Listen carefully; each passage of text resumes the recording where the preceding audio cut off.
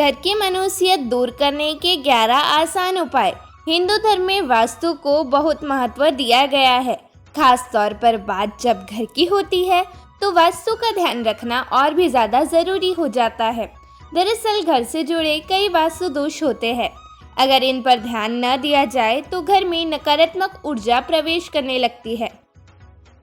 बताया जाता है कि ऑफिस में नकारात्मकता होने से व्यापार ठप पड़ जाता है, जबकि अगर घर में नकारात्मकता हो तो उससे परिवार के सदस्यों की कामयाबी प्रभावित होती है। साथ ही इसकी वजह से परिवार के सदस्यों का स्वास्थ्य बिगड़ने लगता है। यह नकारात्मक ऊर्जाएं आपके घर में अशांति, आर्थिक तंगी, बीमारियां और दुख को न्योता देती है।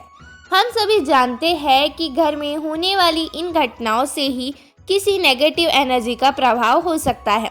अक्सर देखने में आया है कि हम अपनी ओर से ही जीवन में नकारात्मक रहने की भरपूर कोशिश करते रहते हैं, लेकिन कई बार कुछ ऊर्जा के मौजूद होने से ही हमारा जीवन प्रभावित होता है।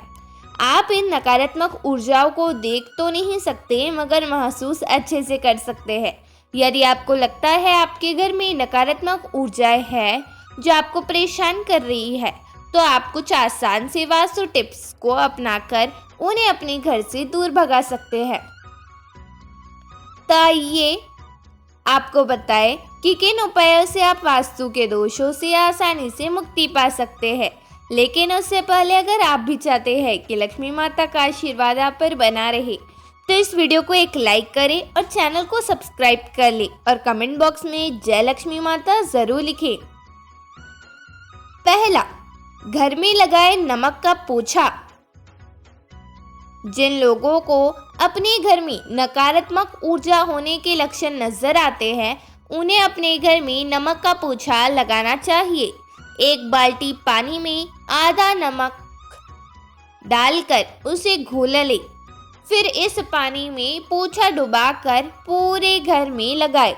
ध्यान रखें कि यह पोछा हर कोने में जरूर लगे और हफ्ते में एक दिन इसे जरूर लगाए। दूसरा, घर में लगाए तुलसी का पौधा। औषधीय गुणों से परिपूर्ण तुलसी के पौधे को सकारात्मक ऊर्जा उत्पन्न करने के लिए भी माना जाता है। कहते हैं कि जिन लोगों के घर में या घर के बाहर नुकसान पौधा होता है, वहां नकारात्मकता प्रवेश नहीं करती। बाहर से अंदर प्रवेश ना हो तो घर के मुख्य दरवाजे के दोनों ओर तुलसी के पौधे लगाए। तीसरा, घर को साफ और व्यवस्थित रखें। घर में गंदगी और अव्यवस्था नकारात्मक ऊर्जा को आकर्षित करती है, इसलिए अपने घर को हमेशा साफ और व्यवस्थित रखें। नियमित रूप से धूल मिट्टी को साफ करें, फर्श को पोंछें और खिड़कियां खोलकर ताज़ी हवा आने दें। टूटे फूटे सामान को जल्द से जल्द ठीक करा ले या उसे हटा दे। बेकार चीजें जमा न करें। चौथा, फर्नीचर में बदलाव करें। घर में रखे फर्नीचर में भी एक ऊर्जा होती है। वास्तु के अनुसार घर के फर्नीचर को समय समय पर बदलते रहना चाहिए। बदलते रहने का मतलब ये नहीं कि आप हर बार नया फर्नीचर खरीद लाए, बल्कि इनकी जगह समय समय पर बदलते रहे। बेड या सोफा की जगह भी कुछ दिनों बाद बदलाव कर सकते हैं। वास्तु के अनुसार कोई भी सामान एक ही जगह पर लंबे समय तक नहीं रखना चाहिए। पांचवा, पूजा पाठ करें। घर में नियमित रूप से पूजा पाठ करें। ध्यान, योग या मंत्र जाप करें। धूप जलाए या अगरबत्ती लगाए। धार्मिक ग्रंथों का पाठ करें। अपने घर को हमेशा सुगंधित रखें। सुबह सुबह अपने घर में ताज़े फूल लाकर अपने घर में खुशबू फैलाएं। इससे घर का वातावरण बदलता है और सकारात्मक ऊर्जा आती है। इसके अलावा धूप बत्ती घर में रोज सुबह और शाम मंदिर में धूप बत्ती जलाए। इस बारे में पंडित जी कहते हैं, ज़्यादा धूप जलाने की ज़रूरत नहीं है। एक धूप बत्ती जलाकर कुछ देर के लिए जो भी आपके इष्ट देव या देवी है उनका नाम ले या मंत्र जप करें।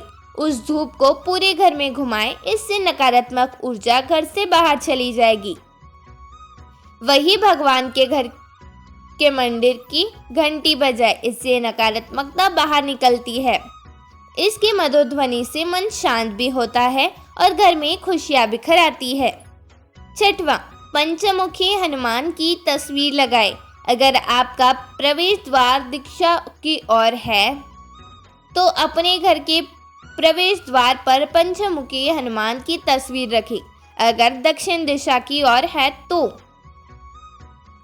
इससे घर में बहुत लाभ मिलेगा। वह घर में नकारात्मक ऊर्जा भी प्रवेश नहीं करेगी या वास नहीं करेगी।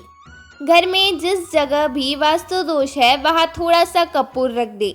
अगर वह कपूर खत्म हो जाए तो वहां फिर से कपूर रखे।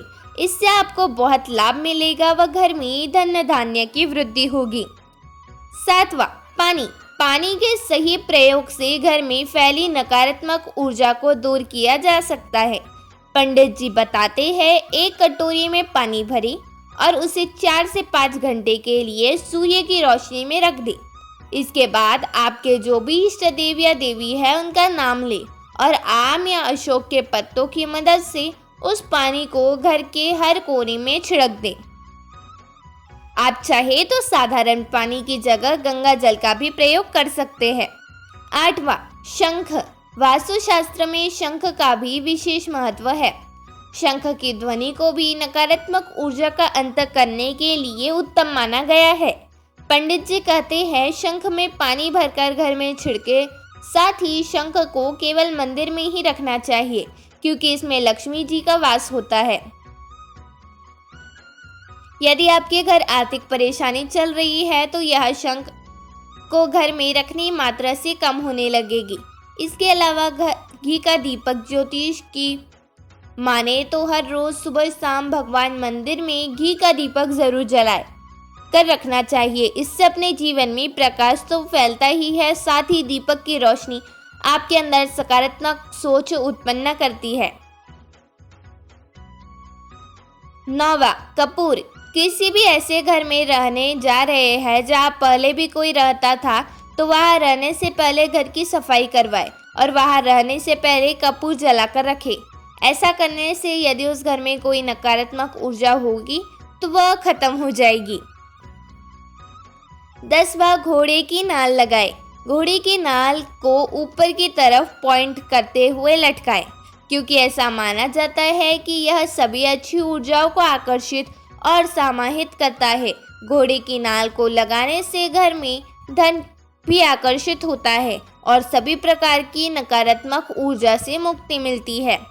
11वां, धूप और ताज़ी हवा। वास्तुशास्त्र कहता है कि घर में सकारात्मकता का वास तभी होगा जब ज़्यादा अंधेरा न हो। इसके लिए घर की खिड़की और दरवाजे को पूरी तरह खुला रखें ताकि कमरे में प्राकृतिक रोशनी और हवा आए। घर के अंदर से नकारात्मक ऊर्जा को दूर करने का ये सबसे आसान तरीका माना जाता है। इससे घर के अंदर ताज़ी हवा आती है और डिप्रेशन जैसी समस्याओं से छुटकारा मिलता है और मूड अच्छा रहता है। धन्यवाद।